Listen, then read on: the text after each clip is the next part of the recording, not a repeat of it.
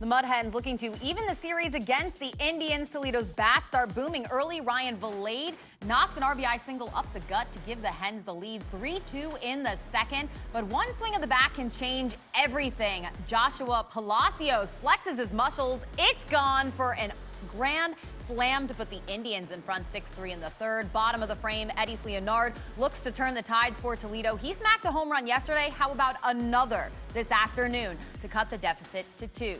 Score holds at 6-4 until the 9th. 2 on for Andres Alvarez, and he launches this ball over the wall in left. The 3-run blast extends Indy's advantage. Bly Madris then hoping to spark a comeback, clobbering a 3-run bomb of his own, but the Hens won't get closer than that, falling at 9-7. Matt Melzak and Brad Woznicki join us now with more from Fifth Third Field. Well, thank you. Yeah, this series doesn't end up going the way you had hoped. At least they had the opportunity today to split the series. Toledo did score a lot of runs during this course of this week.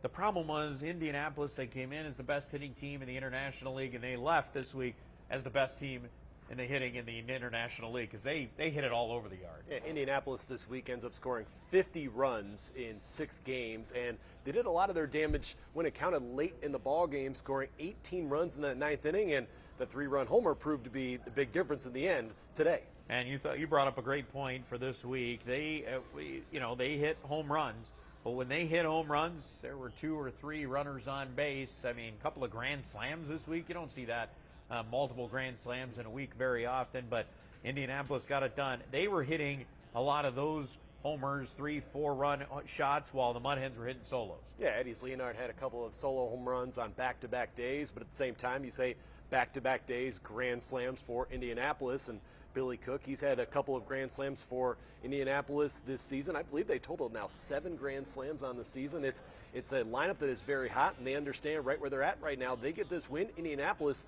just 4 games back of Columbus, who lost to Durham earlier today. Yeah, I remember Toledo, the last home series of the year is against Columbus, so that could play into whether the Clippers go on to the playoff series against Omaha or not. And that's the next up for Toledo, is on the road at Omaha with a Tuesday day game to get things rolling out there, their final road series of the season. As we send it back to you now in the studio.